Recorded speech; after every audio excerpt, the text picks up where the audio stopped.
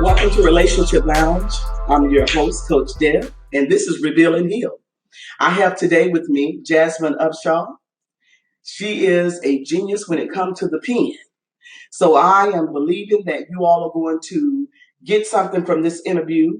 You're going to get tools. You're going to understand how and why she started writing. Go ahead and share. For those of you that have tuned in already, go ahead and share with your Facebook friends. Go ahead and share on Instagram and Periscope because we're also live on there as well.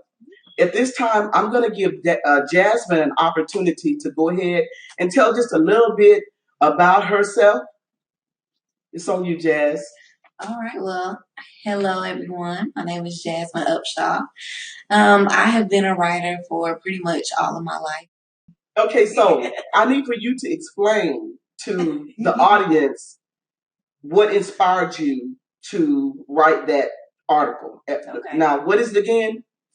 It's called Ladies, Is It Okay to Shoot Your Shot? Okay. Basically, I was inspired to write this article by some of my coworkers, some lady friends of mine who were just we were just having a genuine discussion about like approaching men and that kind of stigma around that. And it all got started when one of my coworkers was explaining how she actually met her husband by initiating the first date or asking him out on a date. Yes, and so we were all just like, oh, what? And she paid for the date on top of that. Oh, my. Yeah, she went all in. So, yeah, we just kind of got on the topic and it just kind of got pretty deep. And I found out that a lot of ladies are not really for shooting their shot. Okay. So, I've been that way too, but I'm an advocate for just going for it too, just putting yourself out there sometimes. Okay. I've always been pretty shy and stuff, so as I've grown, I've learned to kind of just put myself out there, whether it be for networking purposes or just, meeting new friends or even dating. So, sometimes it can be nerve-wracking, but I'm all for, women having confidence in themselves and kind of putting themselves out there. Like it can only go one or two ways. It's coming from the mouth of the youth because old school, we're like, he needs to approach us. We don't do no approaching, and he also need to pay for the meal because ain't nothing coming out of my pocket for you to eat. Yeah. But see, you gotta look. I see where Jasmine is coming from because with this new age, things are moving differently. I'm not going with it myself, but to each its own, because I look at it in several different ways. For me, I don't feel like it's safe. I feel like there are options such as speed dating, double dating, group dating, just because there's just so much going on. So, Jasmine, explain to the audience, since this is something you felt you need to write based off of all of the conversation on the job, and it's raising a lot of questions. Yes. So inquiring minds want to know what is safe about it. Honestly, I wouldn't say like it is the safest method, but at the same time, you never really know who you're dealing with, regardless of whether you meet them out in person and they approach you or you approach them. Right. To me, it's all about figuring out what kind of person he or she is before you even get to a point where, you're, I guess, like casually dating them. It's kind of like going through like a vetting system, like checking off little things about getting to know their personality, like observing them, seeing, what their habits are. They like to. Okay. How they conduct themselves, how they treat their family, or if they have a relationship with their family, that kind of thing. So, it can be safe if you go about it the right way. But if you don't go about it the right way, it probably won't be the safest method. Okay. Let me just take it a little further. The caution is really high. Yeah. When it comes to social media, when it comes to even befriending certain people because they create fake pages, and you get all kind of crazy that come in a DM. Yeah. And every time I get something, I delete it. Even though I need audience, but I'm like, okay, I'm not what you need if you sending me some crazy stuff. So I'll pray for you. Really can't even walk by yourself at night. Can't go, out shopping at night. You can't pump gas at night. I know me personally, I try to make sure that I do everything in the daytime, that I'm aware of my surroundings. If I'm on my way to my car, I'm, not on my phone, I'm paying attention. I have my mace in my hand and, keys on the hand on the panic button just in case. You can never be too safe these days. And it's getting really scary to the point where it's like you never know. You never know. You never know when or where or how. And I even seen a story on Facebook about they were warning people about ladies coming up to young girls in the Lenox Mall parking lot, asking them to join a church or something like that. And then that's just a ploy to get them to the guy so that they can, kidnap them and sex traffic them. And that's really sad to me.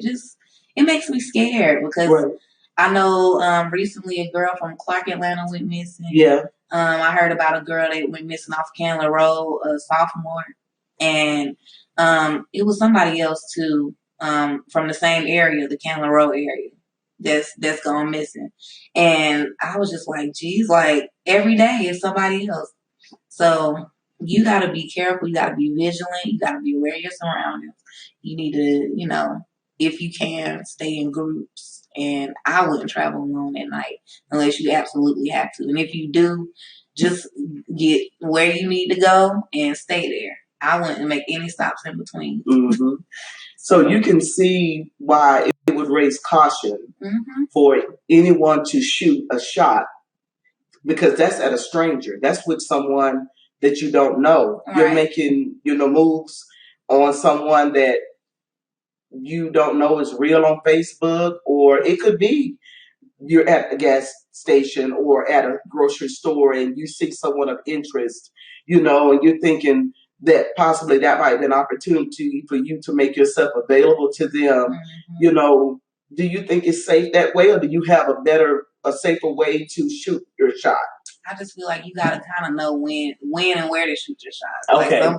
Like I said, also, for me personally, like if I'm going to shoot my shot, I'm going to try to have some kind of icebreaker conversation with you first to find out, just to kind of probe a little bit. Would you walk up on it? Would you be the one to initiate it, or discerning? Like if I shoot my shot, it would have to be in a situation or environment where we kind of just in together and we just so happen to kind of run across each other. Like in a networking type event. Right. But none of that strange stuff. Just not just going through check jokers. Or it has to be like some kind of mutual thing, like if we're standing across the room from each other and we happen to lock eyes or something. That kind of thing. This is good. Yeah. So break it down and explain that you're talking about if you are actually in a common place, or if there's, if it's safe. You're not talking about just going in a DM on Facebook just because they look cute in a photo, because you don't even know if that's them. Yeah, that too.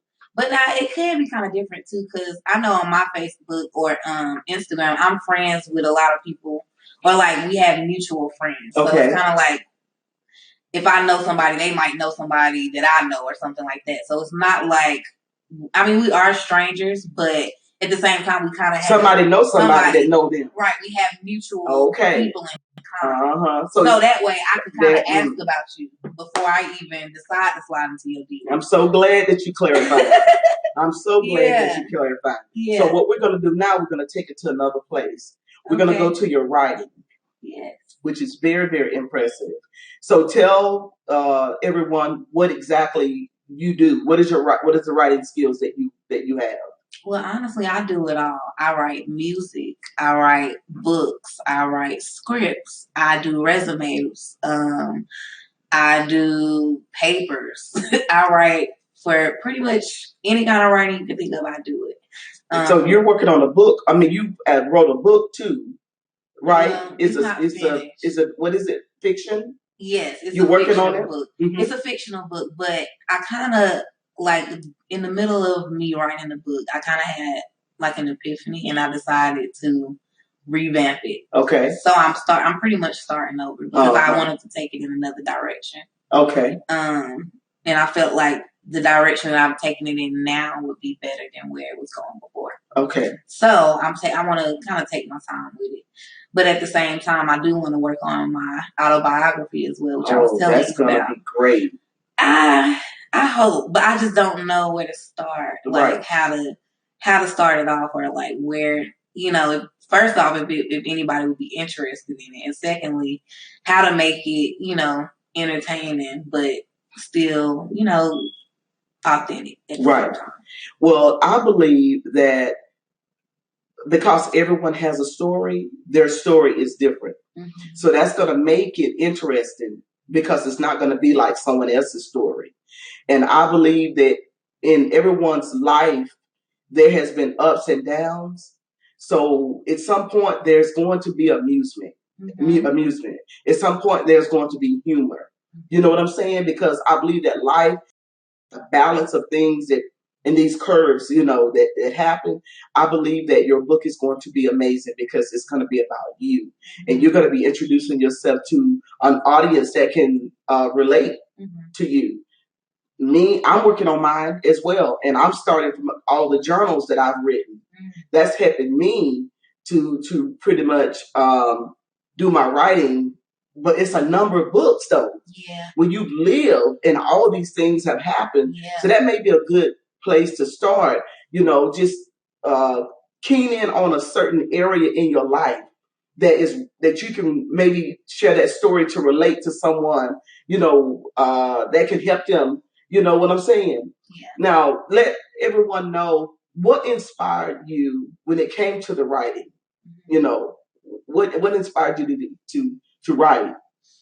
Honestly, I just felt like I felt better getting my feelings out on paper, if that makes sense. It does. Even from a little girl, I started out writing poetry. And then I would write like little stories and stuff like that. And then I got to writing books, and like some friends and myself, we would write in high school and pass them around during class changes. And our friends would read them during classes because, some classes would be a little boring. Right. But yeah, so that would be our way of kind of entertaining the people while we were at school, and everybody was like, "When are y'all gonna finish?" And what we're waiting on the next book. And so, yeah, that's pretty much how I got started. But like for a while, I was mainly writing music and just like writing raps and stuff like that. And then it kind of just transitioned to journaling. And I kind of stopped journaling for a while, but then I started back earlier this year. Okay. So yeah, I felt like just me being able to express my feelings and not being judged for it. I could just write whatever I want. Right. About whatever I'm thinking and not have to answer to anybody for it. Right. Just between me and God. That's a good key. Now, when you were little and a lot of things you didn't quite understand that you wanted to express, did you draw or did you? Yeah, I drew pictures as well, but I mainly just wrote just about my day-to-day experiences because I journaled a lot when I was younger. I had probably like 3 or 4 different journals. Oh, wow. That would be a good look for you to be able to move forward with your writing your book because you could just read about the little girl in you. Yeah. I'm saying, I don't even know where they are, though. Well, the thing about it is you can reflect. There's certain things that just bring things to memory when you reflect on certain things, because you don't remember everything. I believe that the Lord sometimes will hide a whole lot of things from us that were painful, that we're not ready to face. But whenever we're ready, He'll bring it forward. I believe it's all to share so that someone else can heal from what you overcame.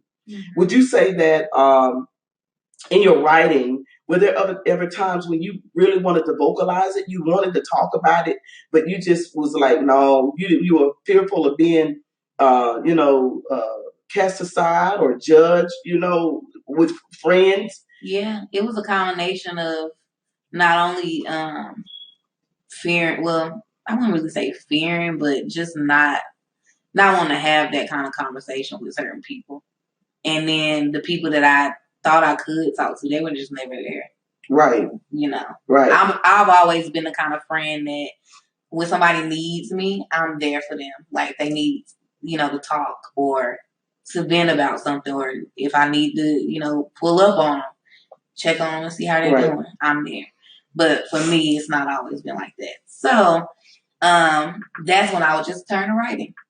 Oh, well, thank God for it. Mm-hmm. But you understand now, as an adult, as a young adult, that sometimes when people are not around, when you need them, do you know what it does is it steers you and it guides you into a place of independence, and just taking on the responsibility of handling some things that I believe that the Lord sets it up for you to do that, because sometimes you can be a crutch, or other people can be a crutch, that every time you need them, they're always there. Right. So you better for it. Am I right about it? Yes, I am. Now tell me, when it comes to parents, listen, my girls need to be sitting with us right now, because they would be the first to say, "Mama, listen, you don't understand. And besides, you old. Lies. Where y'all get that from? We're wise." But there are some things that we can't relate to. So were there ever any time when you wanted to talk to your mom that you felt like you just couldn't do it because y'all weren't on the same uh, level, or you felt like she didn't understand, possibly because she hadn't been through it, or did she show a lack of patience, expecting? Now this is for me too, when I'm telling you this, a lack of patience, because we expect so much when it comes to y'all. And a lot of times when y'all, have dealt with something, it's like, you got to be kidding me. Yeah. In our mind, you've been influenced. You know what I'm saying? And it's like, tell me about that. Well, that's a lot, but pretty much, yeah. I've definitely had times where I've not, where I felt like my mom wouldn't understand certain things that I had went through, and it's not because she's like, old or a parent or anything, but that too, but like, because you got to keep it real. Cause parents are. Y'all are wise, but y'all are kind of stuck in your ways at the same time. And I'll take that. On top of that, you do hold us to a certain standard or have certain expectations for us. But what you fail to realize is when we're growing and coming into our own, of course, y'all want to guide us on one path, but we kind of have to learn ourselves. Some lessons we have to learn the hard way. You know how it is. Like, you tell us not to do something, and we go out and do it just to find out that you were right all along. Right. But it was a good lesson for us to learn. Okay. Just because we had to go out there and learn ourselves. Because if we didn't, then we might have not had that experience to kind of mold us or shape us to be the person that we are today. But at the same time, y'all have to kind of trust us that although we may take a different path, we still going to lead up in the same. We should end up in the same. That's our prayer. Yeah, in the same spot that y'all want us to be. Just a different route. Well, kind of like how when you put in an address on the GPS, it gives you 3 different options. Oh my God, I hate the GPS sometimes. Yeah. You can go the long way, you can go the expressway, or you can take the back roads. Take a couple of shortcuts, might have red lights, but you'll still get there. It might just take a little longer. You might gain some things along the way, like patience. The thing about it is, we as parents, we have just worried, where our children are concerned, and we have y'all with us for so long, to where we don't want to release you. You know what I'm saying? We still look at you as children, and you are adults. And we don't sometimes allow you to be adults. We don't respect that part of you. And we understand, too, that I know I'm speaking for other parents. We tend to push you away, but our prayer is that there's someone that you will listen to. Because we just sometimes just in that parent place. Now, that's a lot of parents that are friends to their children. Yeah. That ain't me. I'm not a friend to my children. I'm a parent. Yeah. So I understand my children feeling like, they can't come to me on that friendly level. But I want them also to understand a parent I am and will always be. I'm always praying for you and loving you without condition. But at the same time, I understand y'all need so much more than what we have to give. So did you ever have times when you just cried yourself to sleep because you wanted to talk about something that you could not talk to your mom about?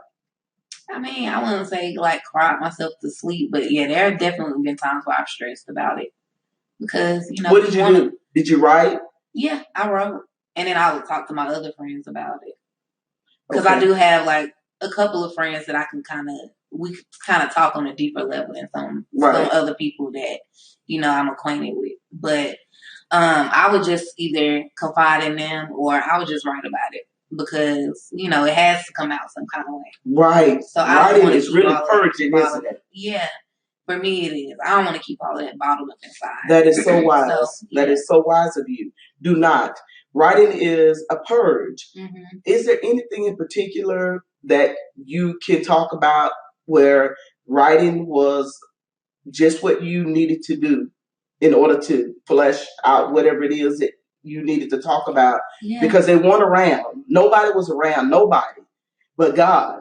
So writing was that flush. Can you talk about that? Yeah, I can say that earlier this year I went through like a really bad breakup and I felt like I had pretty much exhausted all of my options because when you talk about somebody over and over again to somebody, they don't want to hear about that.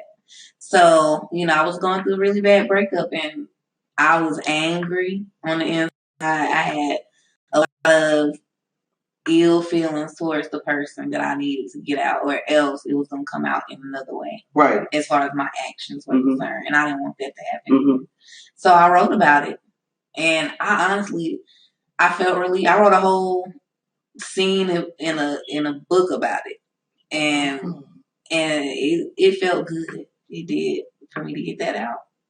So what do you talk to someone tonight that is dealing with some really stressful stuff and they, don't have anybody to talk to and they're drinking or doing alternative drug or whatever, to try to suppress it or forget about it.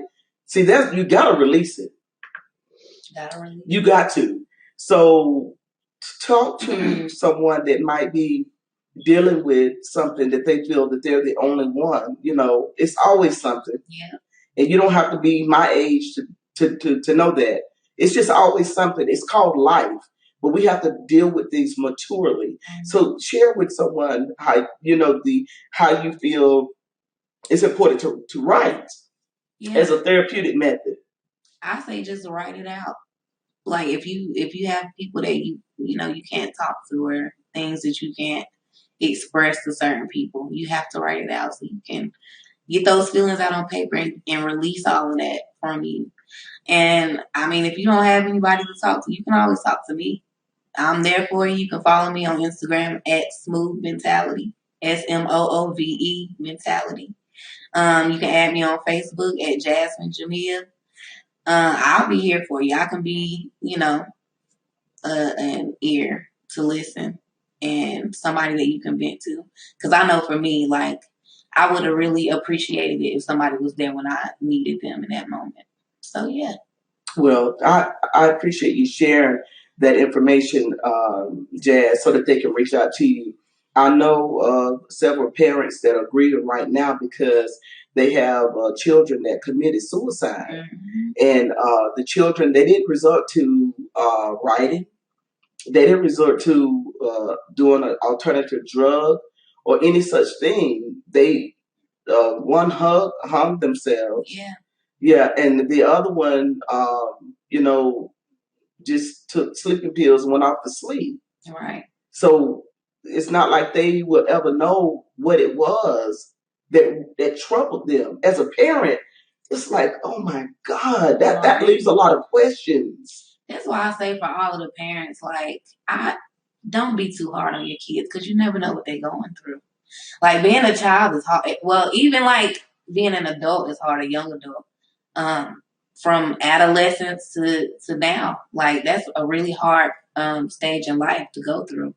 So if you have like all of these people on your back or your parents like constantly beating you down and telling you you're not good enough or, like just not being there for you, that's not good. You need to be there for them.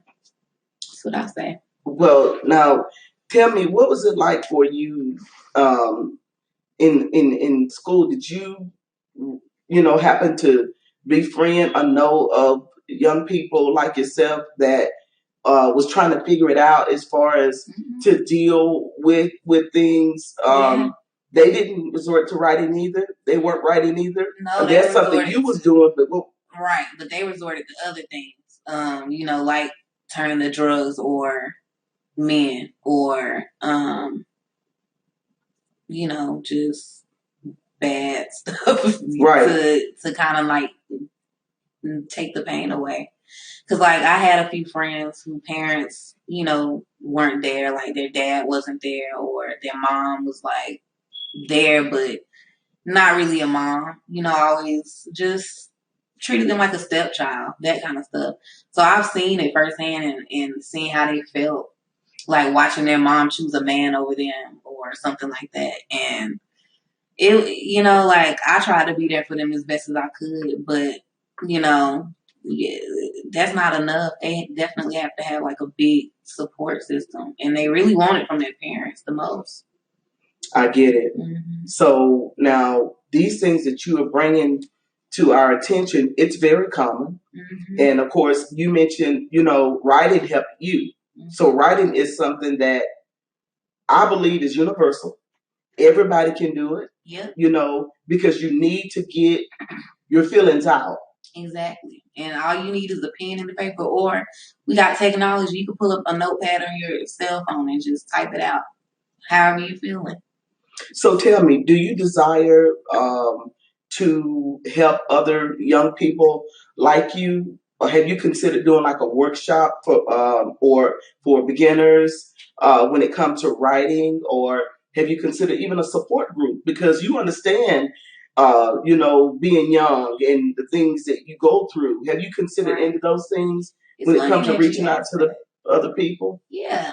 So originally, when I was in school for psychology, I wanted to open up my own kind of mentoring center for youth. And I wanted to be a counselor.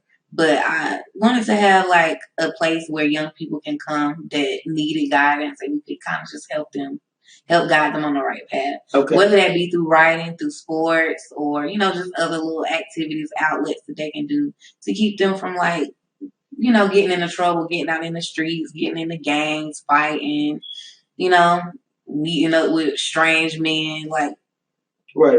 You can come here and do something productive. We can try to help you, get somewhere in life, or, help you with school, help you figure out what you want to do for a career, that kind of stuff. So yeah, I really wanted to do that.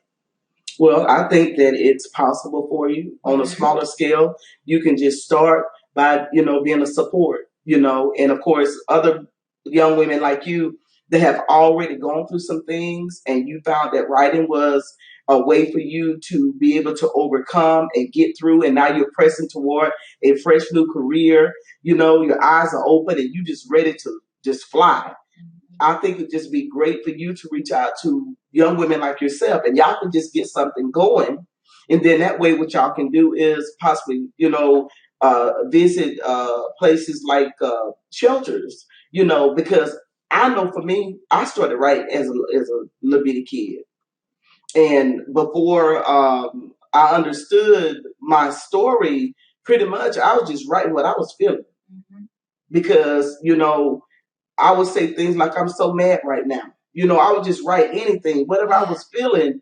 And it just felt so good because I've seen people that just go on a cussing spree. And then when they're done, it's like that relief, like that feels so good. It's like you just need to get it out. Just get it out. I really do recommend writing. I was so excited. Yes, I was so excited about bringing you in on as a guest because this is something that everybody can do. Yeah. And and it really does work. It works for me. I still write on a regular basis. I'm a talker, but I love to write. Sometimes, you be thinking so quick. Right. You gotta write it down so you won't. Well, one, I forget stuff a lot, so I gotta write it down so I won't forget. Right. And then two, you just gotta sort those thoughts out. I tell people, I think a lot. Right. So there's a lot going on in my brain.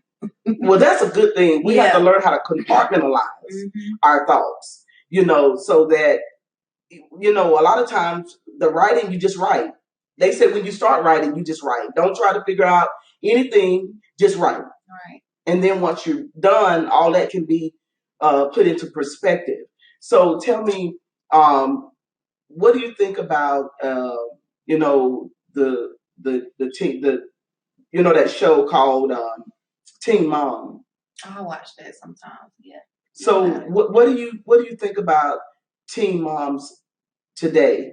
Why did you think they became teen moms? Do you think that there was something missing? I'm talking about these teen moms are 14, 15, 16 years old. They're babies.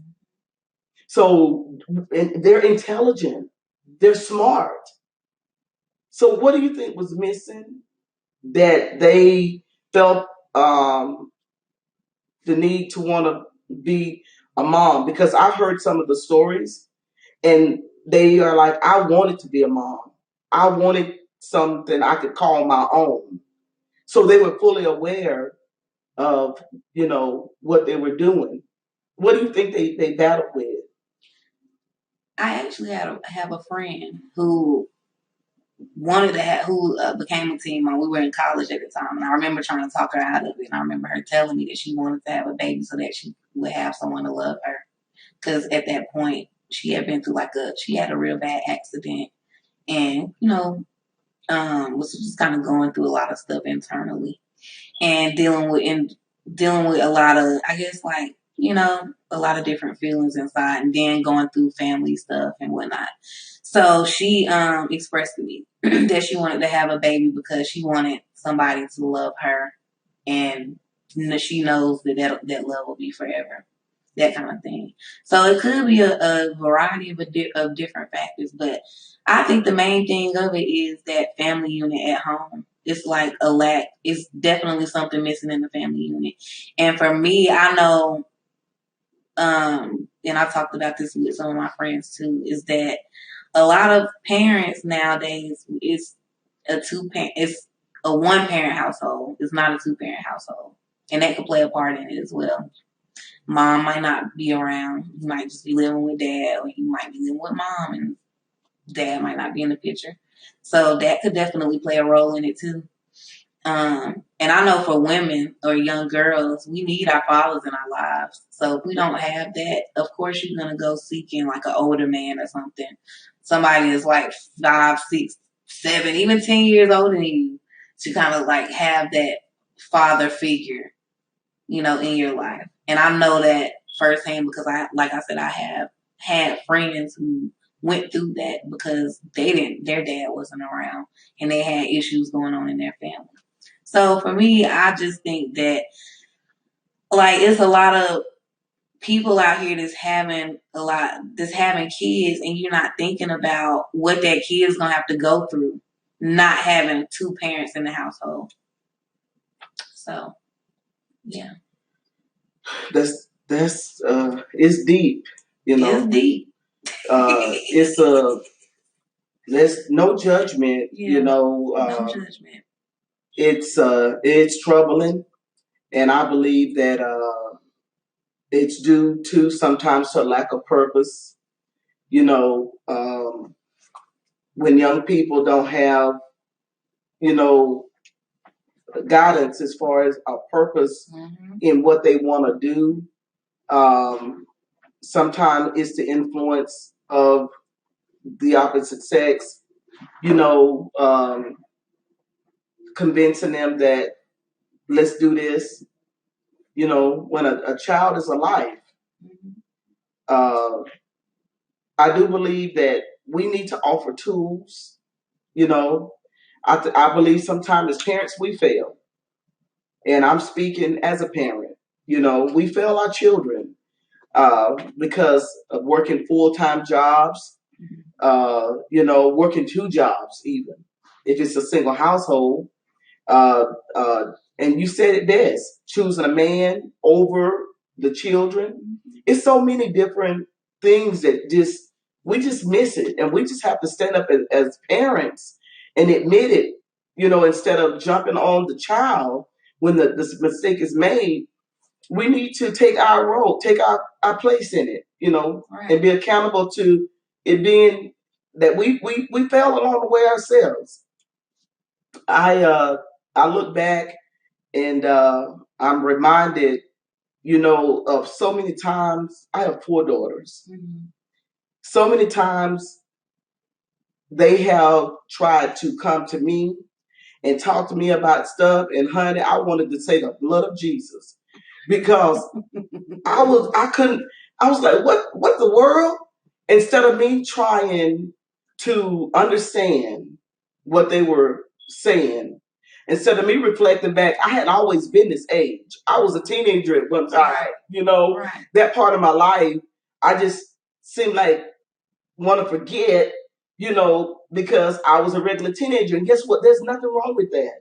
There's absolutely nothing wrong with that. But see, you get brainwashed by certain people as you go through life, honey, and they make you feel like, being a teenager and living a real life is you going to hell for it. Mm-hmm. So with my children, my goal is to do better because I see the sadness in these other young people and the other teenagers. My goal is to do better as a parent. I won't be able to make up for not understanding the things that time I can't get that back because they're not even teenagers anymore. They're all adults and have children. So I'm just trying to do my best to be better. And if I don't understand it or get it, I try to keep a straight face. Yeah. I try to keep a straight face, like, okay, Lord help me. So tell me, before we close, tell the people that what your goal is regarding your writing career. My goal is to be a prosperous writer and to reach as many people as I can through many different avenues, whether that's music, movies, TV shows, books, magazines, blogs, whatever it is. And I just hope that, people can relate to the stories that I put out. Now, I'm sorry. No, it's fine.